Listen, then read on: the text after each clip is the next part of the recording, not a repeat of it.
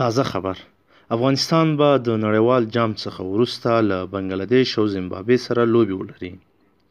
د افغانستان کرکټ بورډ تازه خبر ورکوي چې ملي لوبډله به د روان عیسوي کال د سپټمبر په میاشت کې بنګلادیش ته ولاړه سي او هلته به د مثلث په نامه د شلوریزو لوبو درې اړخیزه سیریز کې ونډه واخلي.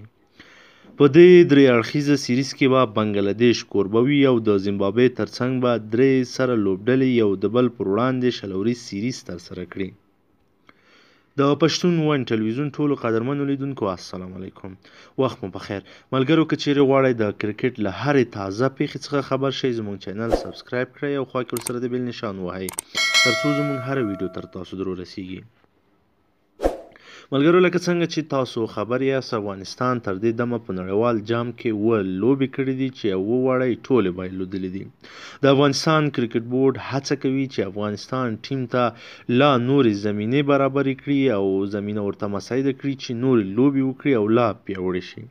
له جام څخه به دوی کور ته نه راځي او مستقیم به بنګلادیش ته ځي او هلته به دا سیریز ترسره کوي.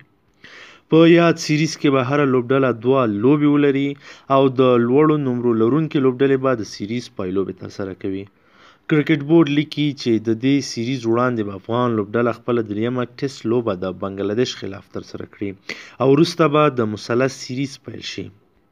د ټیسټ لوبې په ګډون د یادو سیالیو لړۍ د سپټمبر په 4مه نیټه پیلیږي او د همدې میاشتې تر 23مه نیټې پورې به دوام وکړي. له دې وروسته به افغان لوبډله هند ته ځي او هلته به خپل کوربهتوب د ویسټ انډیز خلاف لوی سیریز پیلوي.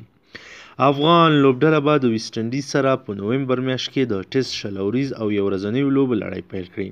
بلخوا د افغانستان الف ملي لوبډله به هم د راتلونکي جولای میاشتې له پیله تر پایه د بنګلادیش الف لوبډلې پر وړاندې په یاد هیواد کې 2 ورځني فرست کلاس او 5 یو ورځنۍ لیسټ ای لوبې ترسره کړي.